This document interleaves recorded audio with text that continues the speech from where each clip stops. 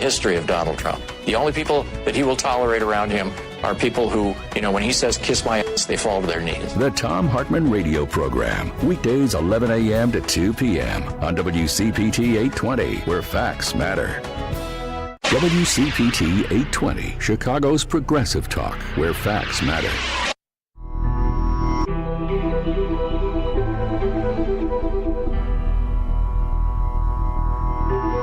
You are listening to Think Theory Radio. Radio.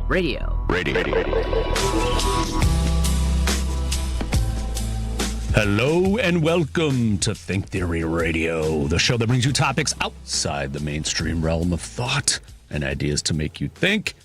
And I'm your host, Damian Perdue, your scientific guide on this weird ride of astonishing delights. And of course, I'm joined by Paulie C. Yo. Today, the C stands for chemicals, cosmic, classified. And that's because today is... And...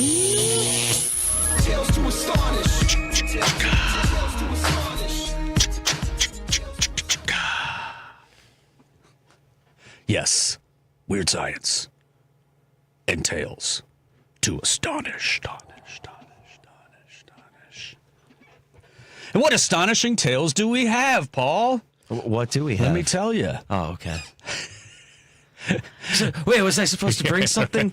For show and tell, I brought this phone. It's an iPhone. It's. I almost slipped into an old. It's weird. It's weird science roulette. Yeah. I forget. We haven't done that in years. Yeah. Wow. A long time. Yeah, I don't know why. It popped into my brain. I was expecting you to do the sound effect, and then I don't know.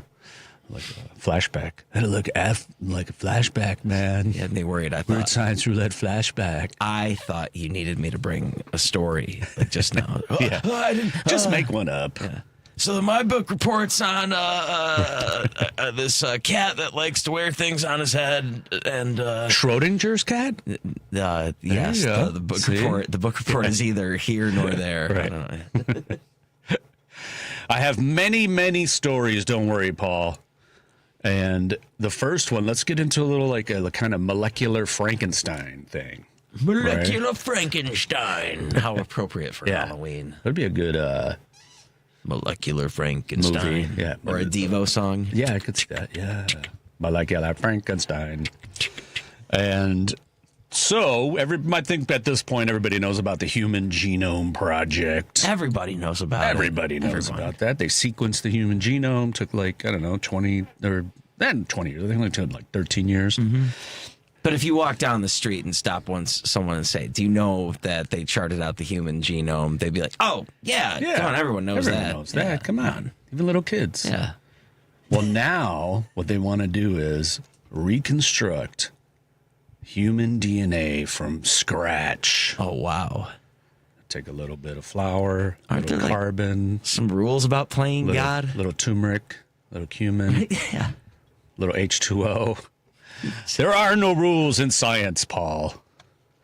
No, wait, no, I'm pretty sure. Aren't there ethics? And there is kind of some ethics, but... Well, there's got to be a country like Russia or something that's just let you play God, right? Some country out there. Yeah, there's some kind of Transylvania place where there some are no island. laws. There's probably some ship in international waters that's doing really crazy experiments. But my gosh. No, but this is actually, it's called the Synthetic Human Genome Project.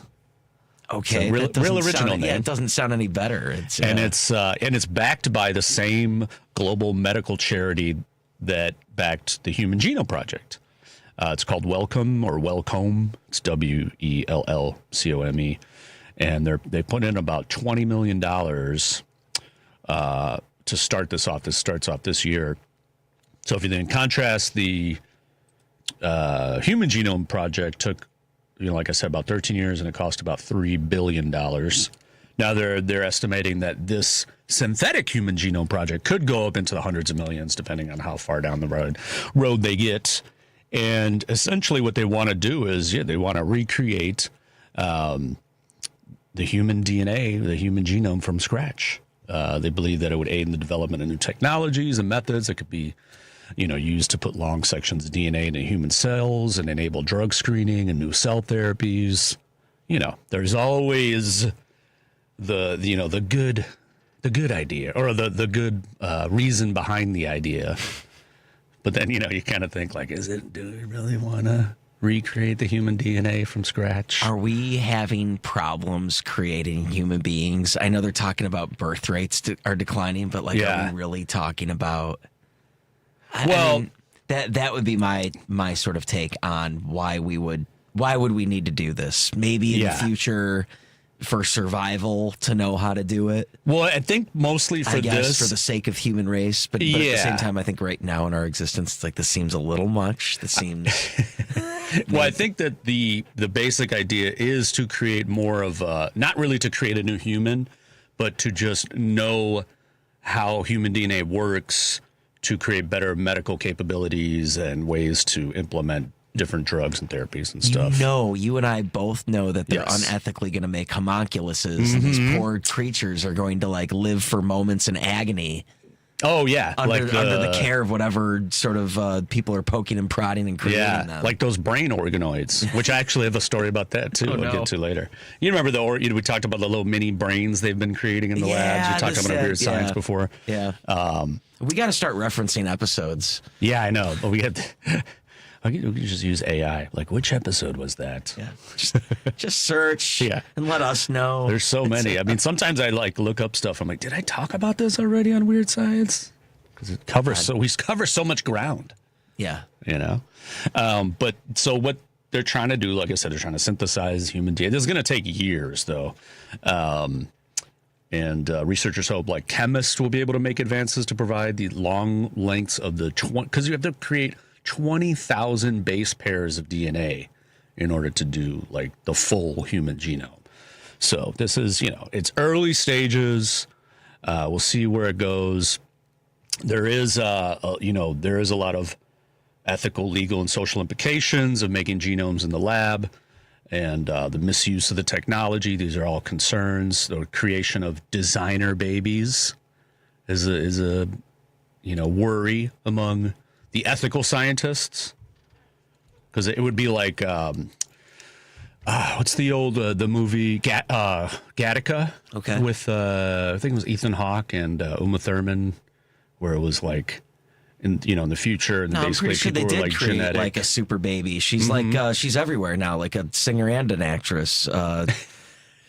What's her name? Mia Ariana Hawke? Grande? No, Mia Hawke, right? She's really popular. Oh yeah, I don't know that one. Is it it's a synthetic person? No, it's a real person. Unless you're telling that they made a super baby. Her name's Mia Hawke. Tell me Ethan Hawke and Uma Thurman. You're like, it's a movie. It's no, they have a daughter. I know. Oh yeah.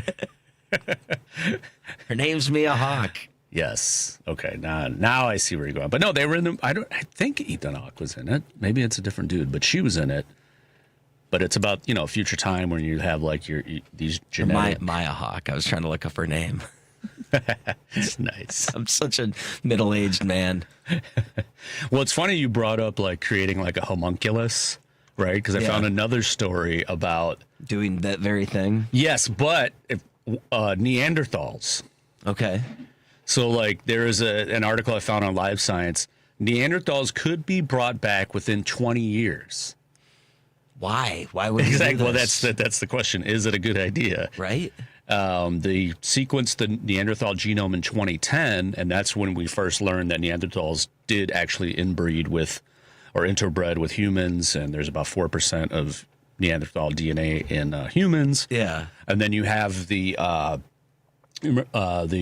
company called Colossal Biosciences. They're the ones who supposedly recreated the dire wolf and the woolly mice, and they're trying to bring back the dodo and the woolly mammoth. Which a lot of people say, we talked about the dire wolf thing. It wasn't really a dire wolf. It was just a dog mixed with some wolf DNA. Okay. So, so the guy that runs the company are saying that they could do this. They could bring back Neanderthals we don't have the technology now, but within 20 years, we probably could do it. I call BS. No, I call BS because okay, 20 years is a long time. Yeah. And especially in science, declarations are made like this that are like, you can't do it now. I mean, it's impossible now, but we'll have the technology. I've heard all sorts of stuff. And by this point, we already should have had a man dancing at Mars and telling us how great it is up there. True. If you want to talk about 20 years ago. So, yeah. Yeah. Or do we already? No, in the mid 2000s, there's like by 2020 we're gonna have people up at Mars. Yeah, like that. No, we're still struggling for sure. And I think a lot of this, these kind of statements or ideas is like just kind of to get money, to get that government funding. Yeah. They're like, we're gonna give us a couple $1 million to recreate the Neanderthal. Like, but why, exactly though? Why?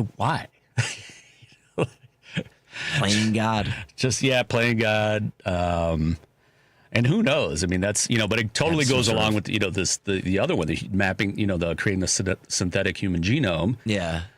And then it's like, hey, you know what? We can do that. We'll just bring back why not bring back the Homo erectus and all the other ones? There's probably some sort of like zoo for rich people that has like Bigfoot and like that's what they want. Like we're missing a Neanderthal. Yeah. So like, can we just get on this? Like, can we just like right? It could be. What's that Jurassic World movie where they're like selling the dinosaurs, they're like at auction. Like it's kind of like that. Yeah. Thing, But with Neanderthals. Yeah. Well, amongst other things. Why I'm sure there's here?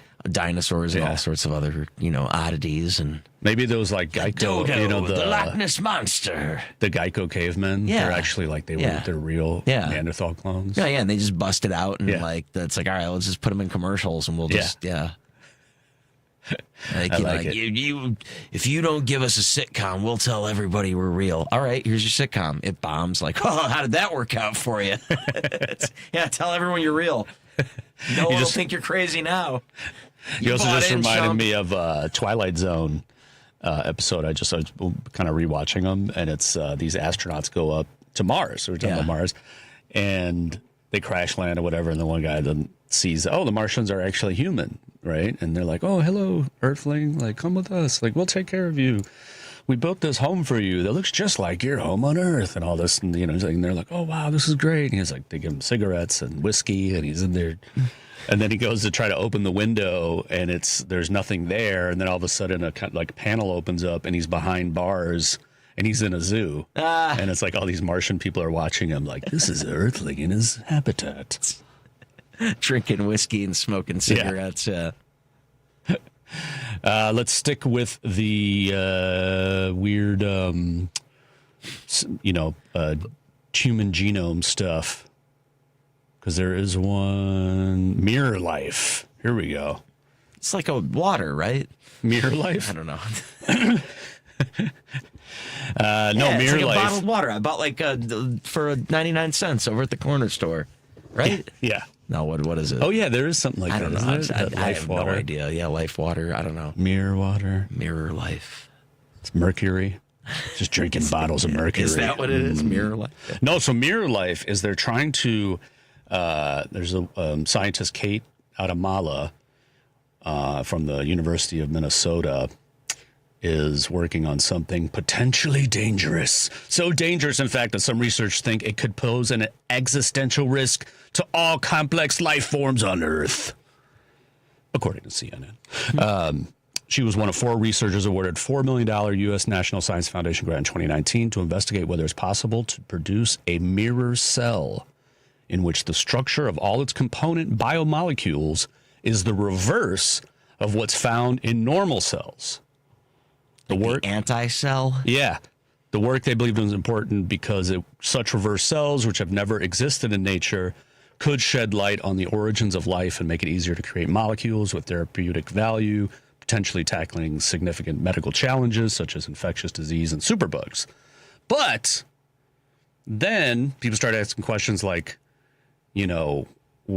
what happens if this mirror organism or like a mirror bacteria, some kind of weird mirror virus gets into the human system and just destroys it and takes over and becomes this insanely rapid pathogen that just sweeps around the earth and kills everyone.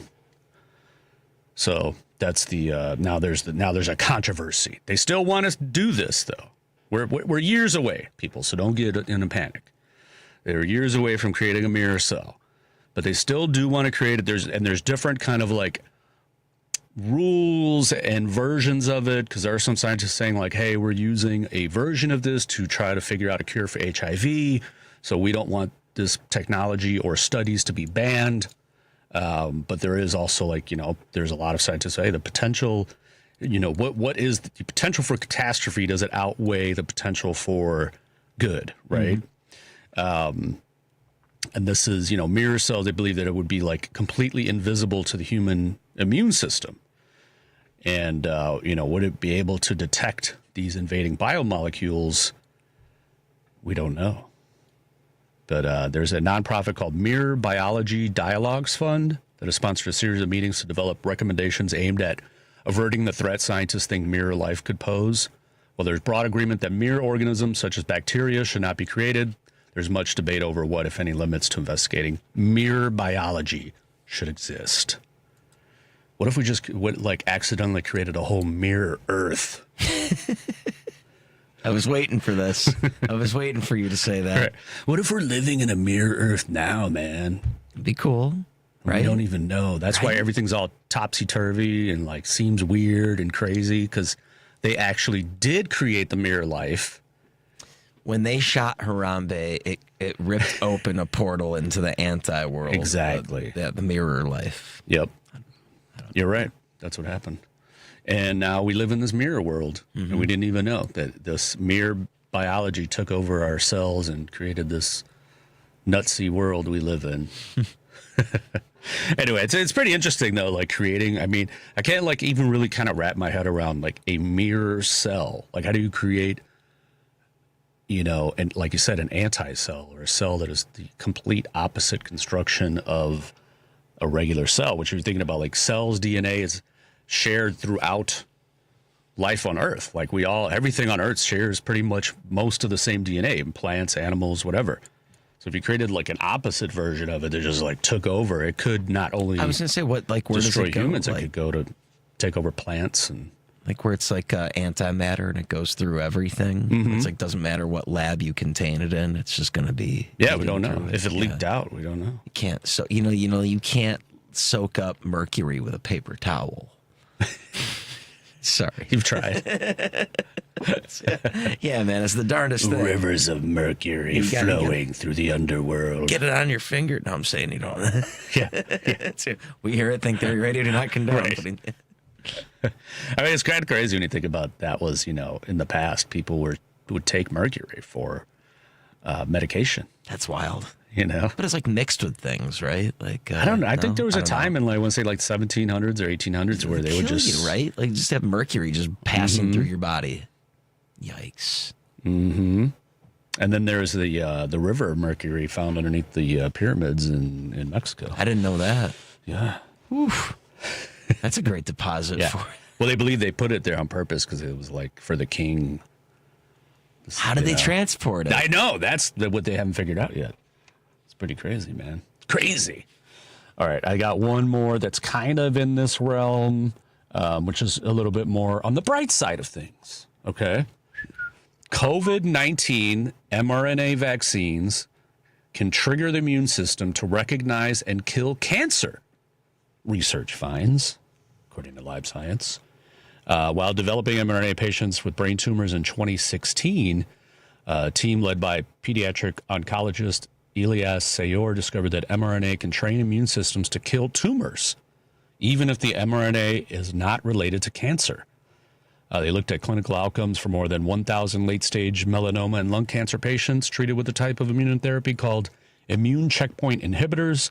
This treatment is a common approach doctors use to train the immune system to kill cancer.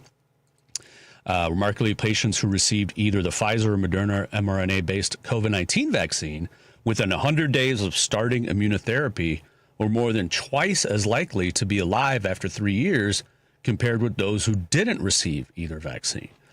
Say that again louder for the people in the back. Sorry.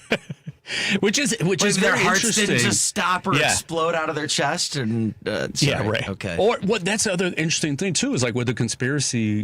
There was a big thing about it gives you cancer, right? But now there's like, well, there actually could Man. Cure your cancer. Man. No, I know. We won't get into that, but I just thought this was I found this article. I was like, oh, this is a pretty interesting, development, especially when they find things. I mean, this is remarkable if you can, produce it on a higher level and create something that just kills tumors, without having to do like chemotherapy and stuff, right? Mm-hmm. Patients with tumors that don't typically respond well to immunotherapy also saw very strong benefits with nearly 5-fold improvement in 3-year overall survival. The link between improved survival and receiving COVID-19 mRNA vaccine remains strong, even after they controlled for factors like disease severity and co-occurring conditions. And so we'll see. I mean, it's an interesting, I like when they figure out other applications for certain drugs and medications that they didn't know, It's like how, like what was Viagra originally was for like blood pressure or something. Yeah, like a heart medication or something. Well, one of the side effects, like think about that though, like they did a study. Yeah. Right? And a bunch of men like, all right, any side effects? Well, there's this one thing. Well, yeah, well, go ahead. Tell us what is it? The wife seems to like it, so. What do you mean, sir? Can you explain? Yeah. Can you extrapolate? So, I took it an extra night and I had one extra, yeah. All right, we're going to take a quick break. When we come back, we're going to go from the human genome out into space and much more on Think Theory Radio right after this.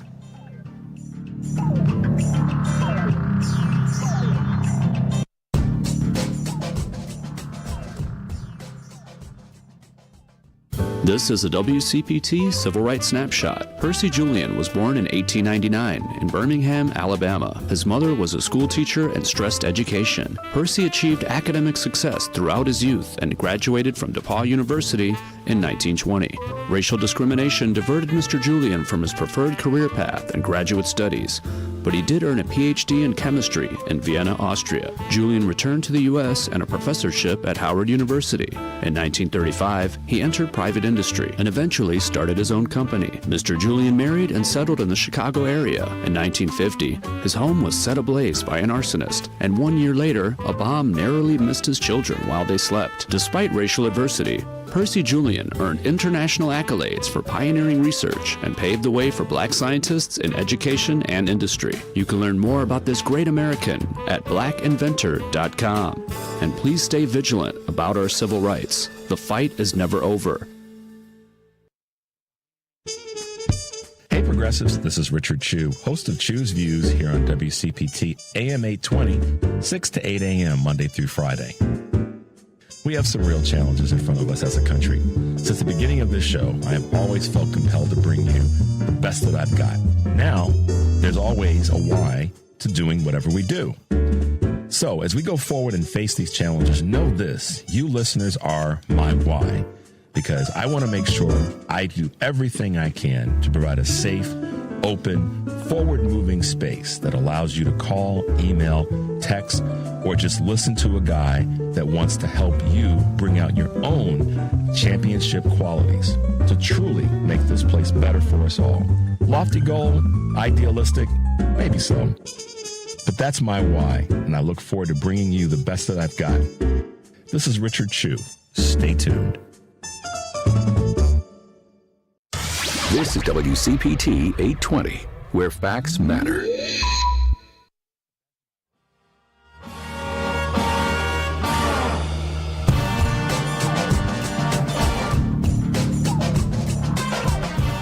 Welcome back to Think Theory Radio. We just finished up the first segment talking about human genomes, synthetic human genomes, recreating Neanderthals, COVID-19 vaccine curing tumors, and we're going to get into space, and that's because today it is. But also, oh yeah, astonishing tales. And this one, actually, I should have had you play a different song. And this is kind of a cool development, possibly new theory, but also a missed opportunity by scientists to name it after a classic Soundgarden song. Black Hole Sun? Yeah. Is that Spoon Man? Dude, do you know the Spoon Man galaxy? No, James Webb Telescope may have discovered a brand new class of cosmic object, the black hole star. They could have called it the black hole sun. Very far. Yeah, black hole star. It's super far. We don't know what it is. Yeah. And the song writes itself. The newfound object, dubbed the Cliff, suggests that the little red dots that have been discovered years ago through the telescopes, they'd find these like red dots on like the edge of the universe, and they dubbed universe breakers because they seem too old to exist in the first billion years of the universe. But a new theory, a new hypothesized object, that the black hole feeding so rapidly it lights up the thick cocoon of gas surrounding it, making it glow like a star. A shining star. You're a shining star. No matter who you are. Even if you're a black hole. They proposed two models. One possibility is that little red dots are extremely massive and compact galaxies with intense star formation, leading to very stellar densities in their core. This scenario suggests that little red dots are tiny but dense galaxies and rich stars that evolve exotic, never-before-seen processes. The other possibility is that they host massive black holes at their centers, often appearing overmassive compared to the stellar mass of their galaxies. In both cases, the redness would be due to the enormous dust surrounding the object. Now, the cliffhanger, in a new study published September 10th in the journal Astronomy and Astrophysics, a team of astronomers led by Anna de Graaf of the Max Planck Institute for Astronomy looked at a peculiar little red dot that existed 1.8 billion years after the Big Bang. This little red dot. Sorry. It's just you're getting sing-song. It's the music. Think Theory Radio, Weird Science Musical. Yeah. Whose This light, little red dot has some potential. Let's hear about this little red dot. whose light took almost 12 billion years to reach us, Wow. was discovered among many other little red dots identified in the red unknowns. It comes from a family of red dots. I like it. Like scientists are very clever though, because the name they call is Red Unknowns Bright Infrared Extragalactic Survey, or RUBIES. That's the acronym. Yeah. In light of this object, researchers noticed a very sharp jump in the brightness called the Balmer break. While this kind of rise is common in lights of different objects, the kind of sharpness seen in this object's light could not be explained by massive galaxies or typical active galactic nuclei. They identified this as an exaggerated version of a little red dot dubbed the Cliff for its sharp rise in the spectrum. And the unusually strong feature made astronomers wonder if they'd seen something entirely new. The brightness of the object suggested a very energetic source, and the Balmer break originates from dense hydrogen gas at a specific temperature. De Graaf explained these two hints led to the black hole star hypothesis. Black hole stars are massive black holes that surround by dense gas. De Graaf explained. Dense gas. I can't say black hole stars without like to just. I know, yeah. Black it's hole over. stars. When black holes accrete surrounding matter, they emit a lot of light and therefore heat the gas, making it glow and thus look like a star. Beautiful. Mm-hmm. You know. Unfortunately, Chris Cornell is no longer with us to appreciate this beautiful observation. Let's stick in space.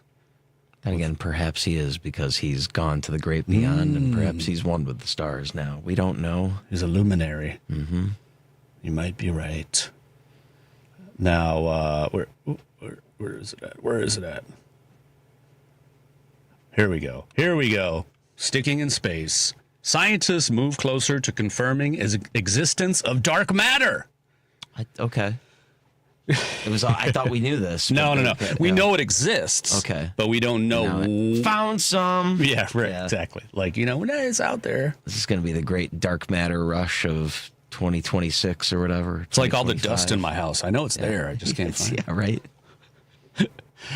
Scientists may be coming closer to confirming this existence. The invisible stuff thought to make up more than a quarter of the cosmos. As we know it's there. We know it's there. We'll find you. No, you won't. I don't know why dark matter sounds like that. Because it's hiding. Yeah. Everything visible in the universe is made of ordinary matter, if you didn't know, from stars and planets to people and hubcaps and tacos. That's I'm reading from the article.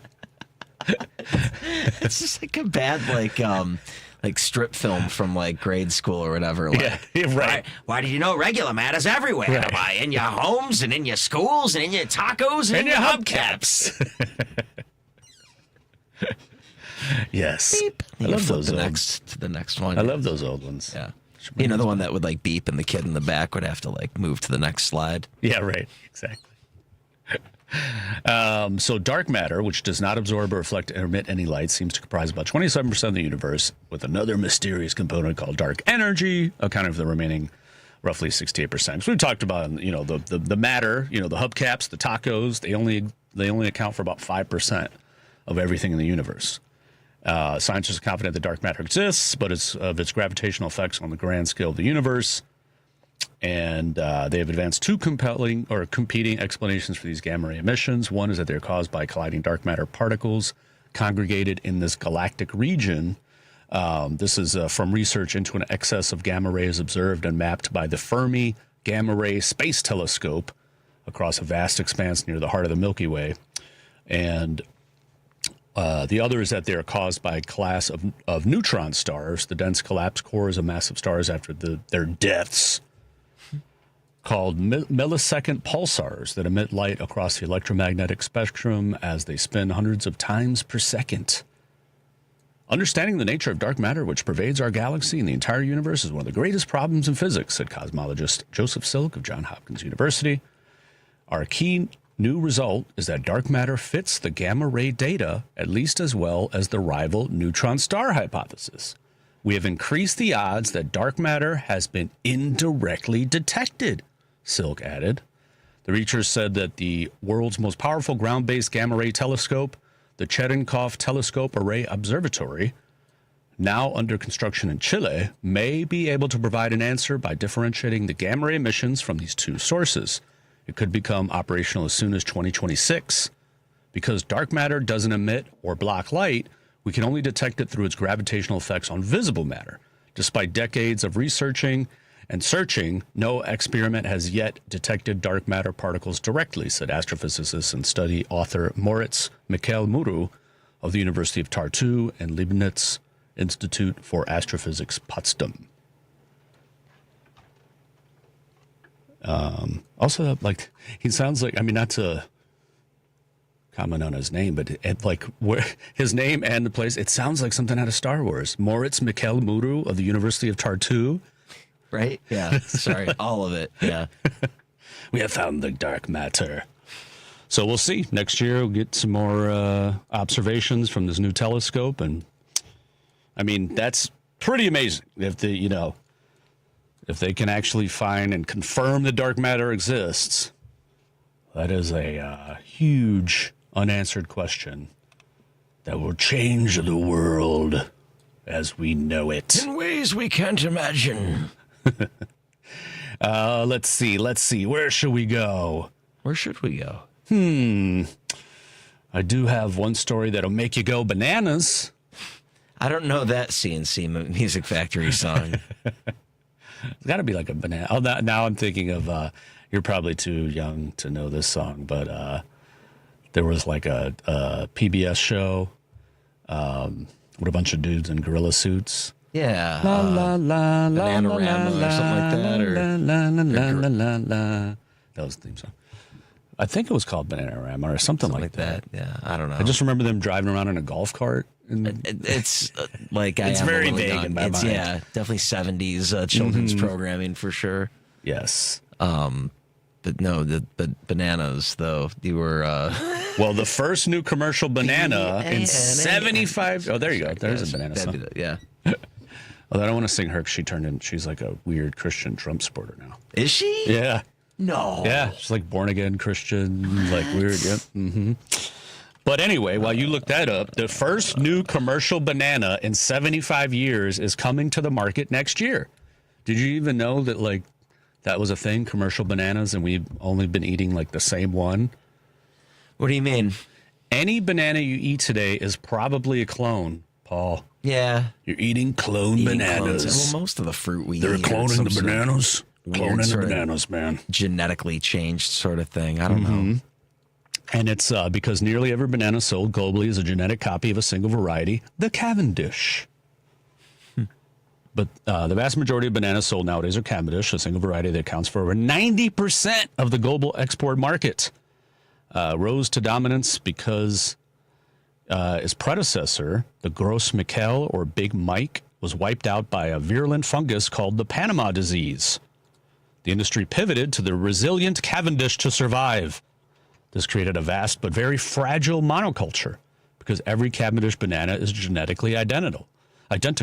Today, a new strain of that same Panama disease, Tropical Race 4, is spreading across the globe, and the Cavendish has no natural defense against it. But the Cavendish has another far more mundane problem, and that's when it easily turns brown. Which I actually like my bananas a little more brown. It's like it gets sweeter. Supposedly like the spots, because that's like sugar deposits. It's better, like it creates more antioxidants in the banana. Okay. Supposedly. Okay. When a banana is bruised, cut, peeled, enzymes trigger a chemical cascade that ends in melanin, the same pigment that colors human hair. And, the Cavendish does it, I guess, it accounts for throwing away nearly 1/3 of all bananas grown worldwide. Roughly 5 billion bananas alone in the U.S. are tossed out every year because of the browning. Well, researchers at Tropic Biosciences, a UK's biotech firm, have used CRISPR, the gene editing tool, the molecular scissors, they call it in the industry. What? No, what? Yeah, that's how they make the designer babies and stuff, Paul. Okay. Come on, keep up. Yeah, I can't. How can you? I can't. Without that gene, the fruit's flesh stays creamy yellow for at least 12 hours after peeling. The invention has made it into Time's 2025 Best Inventions list in the food and drink category and will be the first new commercial type of banana in over half a century. This innovative banana has the same great taste, texture, and aroma as a standard Cavendish banana, but stays fresh for longer, writes Tropic Biosciences in a press release. Our non-browning banana variety is now commercial. It sounds like a commercial. Our non-browning banana variety, local Cavendish banana. Yeah. It'll be Why, launched you, sir, could be one owner one day, a proud owner. of a non-browning banana. Have you tried our non-browning bananas? Step right up, sir. You look like a banana man. You don't like your bananas brown, do you, sir? Why, no, I don't. Well, try our non-browning banana. Madam, how many brown bananas would you say you throw out a year? Sorry. At least 20,000. Why are we doing this? I told you this story would make you go bananas.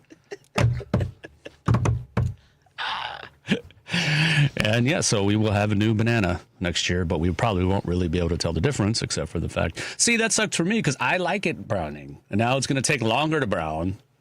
And I got to wait longer to let it sit. The fruit flies come out. Come on, scientists. I'll just stick to the plantains. Don't lose the seeds for the old bananas. Yeah.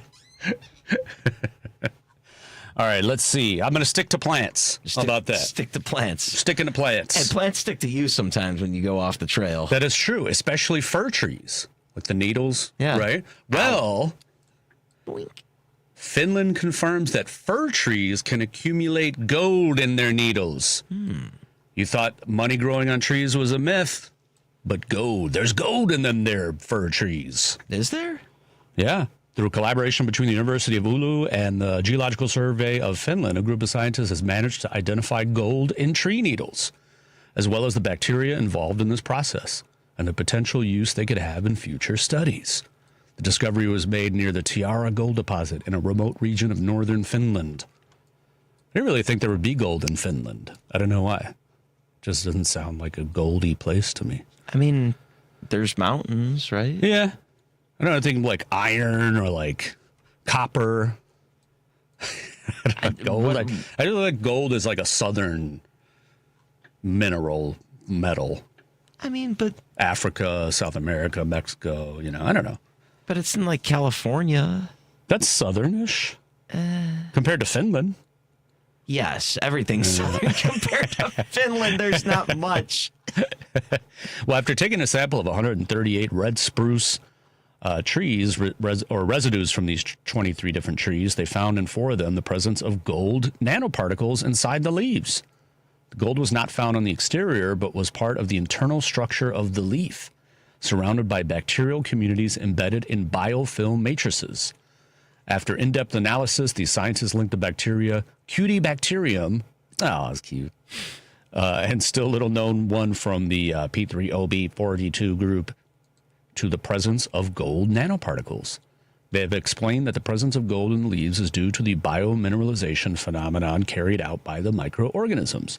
Although the ability of plants to absorb metals through their roots is nothing new, this research has brought to light the possibility that it is the endophytes responsible for this process.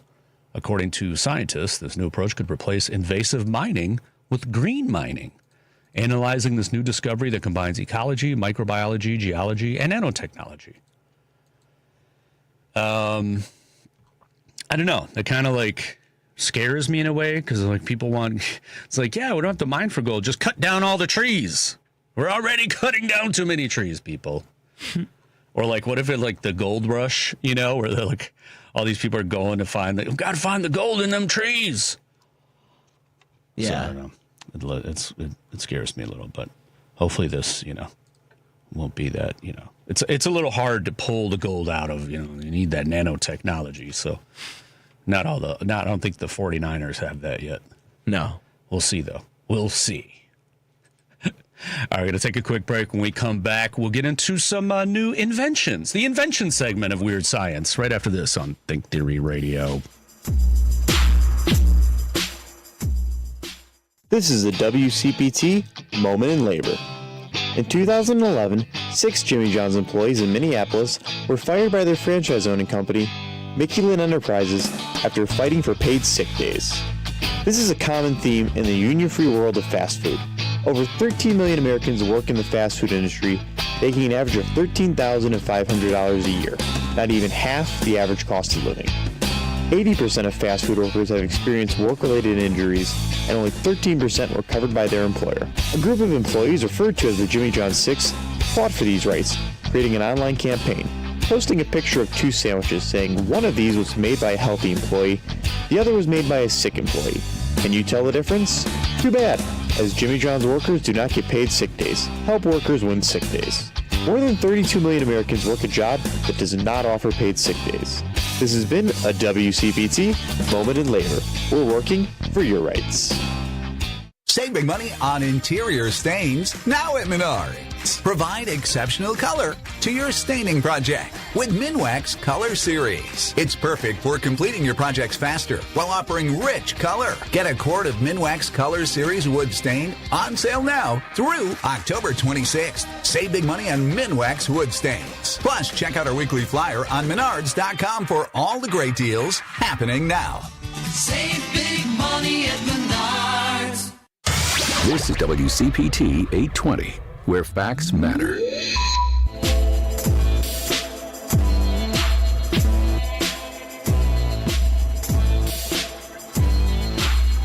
Welcome back to Think Theory Radio. We've been talking about gold in the trees.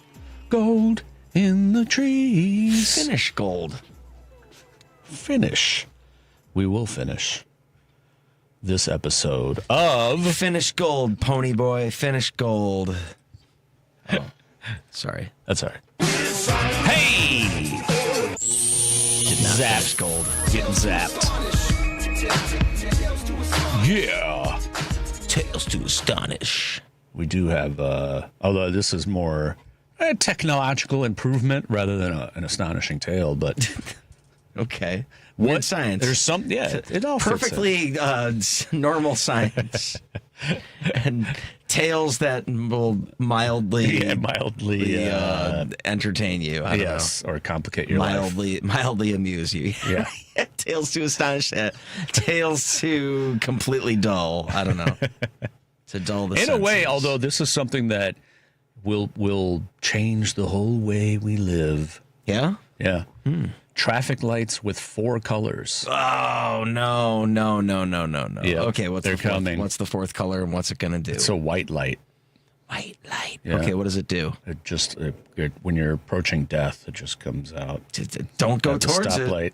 Don't go towards it. No, it's for autonomous vehicles. Okay. So You must stop now. scientists from the North Carolina State University have proposed adding a fourth color, white. And it won't replace the existing ones. It'd be an addition to improve how vehicles move on the road. Basically, when there are more autonomous cars in the area, supposedly they will be used as special sign to indicate drivers that autonomous vehicles are controlling the road at the moment. Right now, traffic lights tell us, when to stop or go, blah, blah, blah. Autonomous cars can communicate among themselves and with these traffic lights to organize the traffic flow in a faster and more precise way than humans. When there are enough autonomous cars near an intersection, the white light will turn on. This would mean that the cars are coordinating the traffic automatically. So human drivers wouldn't have to do anything differently, just simply follow the car in front of them. Oh, okay. Like take control of your car? No, you would still do your own thing, but you essentially, if the white light turns on, you just follow the cars in front of you because you assume they're autonomous. Okay. And they're the ones controlling the traffic light. Just have a green light. Yeah, it's so basically what it is if there aren't autonomous cars around, then you follow the red, green, yellow thing, right? But the autonomous cars, if there's enough of them, they would trigger the white light, and then If these autonomous cars are moving to our country, they need to follow our three-color system. And it is kind of weird. Why has it got to be a white light? Yeah, right. Yeah. Well, that's the on, second man. conversation. I don't even know. Right. Also, I get it, but at the same time, it just sounds like it would make it worse, because they're assuming that people drive good and people don't drive good. And if there are autonomous cars controlling the traffic lights, there's going to be some idiot that's like, oh, the light's white, so I'm just going to drive around these. That's what I'm saying. Like, there's going to be someone like, I'm not waiting for this nonsense. Exactly. Bam. Exactly. Yeah. So I don't know. I mean, I could see it working in like smaller towns and stuff, but Chicago, they should come to Chicago and see how people drive here. And you will want to end this experiment. The white light means the intersection's about to be taken over. And that's what I said. The white light means you're closer to death because somebody's going to zoom through and they'll try to pass you up on the right side of you. Yeah. Like the only city. And I've driven New York. I've never even seen them do this in New York. And my friends come from Cali, and they're like, "Yo, what's up with people here where they, they pull up on the side of you, trying to in the turning lane, but then they drive in front of you. Oh yeah, cut you off. Yeah. It's a very Chicago thing. I don't think it happens in many other places. Just trying to get ahead of it. So imagine, so if you have somebody like that, that's planning to cut in front of everybody. Yeah. But then you have these autonomous cars that turn the white. You know what I mean? Like. I don't know. So, but it's supposedly coming. I don't know. It's just a push, man, to make us all stop driving. They're they're taking our cars, man. I'm telling you. It's robots. Now, isn't an autonomous car technically a robot? They want to call them autonomous cars because they don't want to scare us, but they're really just robots, man. Oh, easy. You're just going to reduce it down to that? Well, I mean, what is it? It's autonomous a cars, went to school and became cars. You're just going to They have driver's licenses. Yeah, right. Do they have driver's licenses? They figured out how to drive. Yeah. And you're just going to they're just robots. Hey, robots? So a robot doesn't have to take a driving test, but I do? That's messed up, man. It is messed up. See? Playing favorites. Look, man, I don't make the rules. Well, kind of sticking within, motorized vehicles, there's an Iranian inventor who was behind the floating shoes. Do you have your pair of floating shoes, Paul? There's an Iranian inventor behind floating shoes. Yes, but now he's redefining flight. I can understand why he's behind them because they're probably floating away. Hey! Sorry, go on. Well, so Mohsen Bahmani, who at 17 invented floating hovercraft-like shoes. What did you do at 17? I was getting high. Yeah, right. Yeah. Ditching school, getting high. Floating without creating shoes, I'll tell you that much. Reading, books like 1984 and Brave New World, and getting ready for the revolution, man. Well, here you are. And here I am, 100 years later. So anyway, so he created these floating shoes, which won him competitions, made him millions of dollars. Helped the But I still have the never- Iranian basketball team win gold at the last Olympics. That's how they did it. Yeah. Also, he made millions of dollars off of these shoes. Why have I never seen them anywhere? I was going to say, yeah. Is it only the rich people get them? By the way, the U.S. got gold at the last Olympics. Come Yeah, on. that's Everyone what they knows- everyone told you. knows Fake that. news, I man. saw it. No, I saw it. Well, Man. you were there. I watched it on TV. Exactly, TV. It's all manipulated. I ran one with their floating shoes. But anyway, he is now creating a revolutionary machine motor without propellers or jets. And this is... Wait, what happened to the floating shoes? He sold those and made millions, and now he's making Man, this I think new he missed a motor. real opportunity. You could have rebranded the whole nation of Iran. You could have called it I Float. Sorry.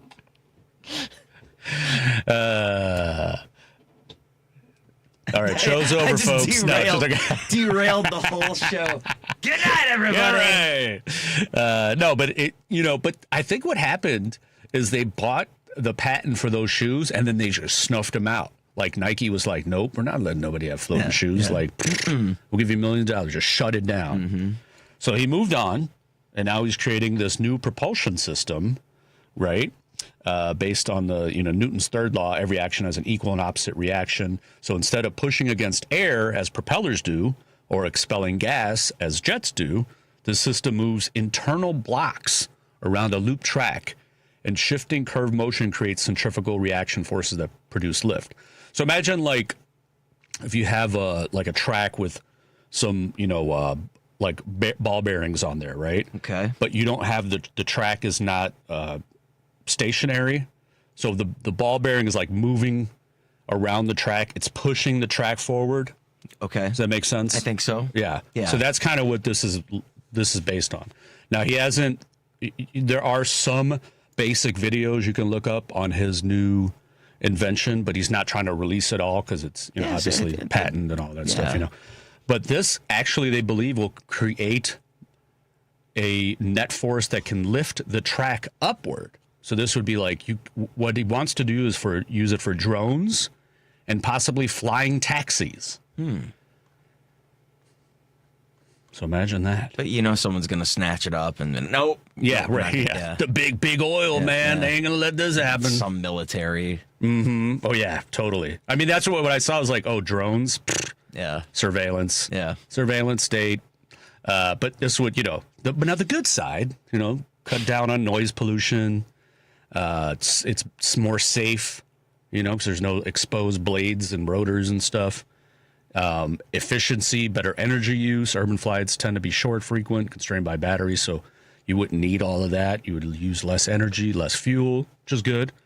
Scalability and modularity. The blocks are relatively small and modular, so you could combine multiple units, use different orientations, and create different, upward, different control, forward, lateral, all that stuff. So we'll see. He's built a prototype using a patent granted at least in Europe in 2023. He teamed up with the luxury flying car concept firm Masonry. The Mason, see? I don't have the button anymore. To design a radical flying car concept called Empower. Though commercial product remains far off, he is seeking investment and grants to scale up, move from drone scale to full-size flying taxi applications. So that's kind of cool. If it doesn't go the way of his flying shoes, that I would love to have a pair. Like, where do you get these? Flying taxis, flying shoes. Yeah. They have them at Foot Locker? Flying boats? Like, what sort of transportation can he put in the air next? You know what I'm saying? Like, well, that's a hovercraft. Man. Put airplanes on the water. What's he gonna do next? Yeah, I think they have those. Yeah, I know. Yeah, but I think more like a duck boat. You know what I'm saying? Oh yeah, you know, like we just go on water and land like willy nilly, or water in the air. Well, remember the old school hovercrafts on the water? Mm-hmm. You don't see those anymore. Yeah, what happened to those? I don't know. Maybe he bought them out. Could be. I don't know. Or the government. Yeah, government. Well, this kind of like goes along the lines of a new floating kind of motor. There was a levitation breakthrough.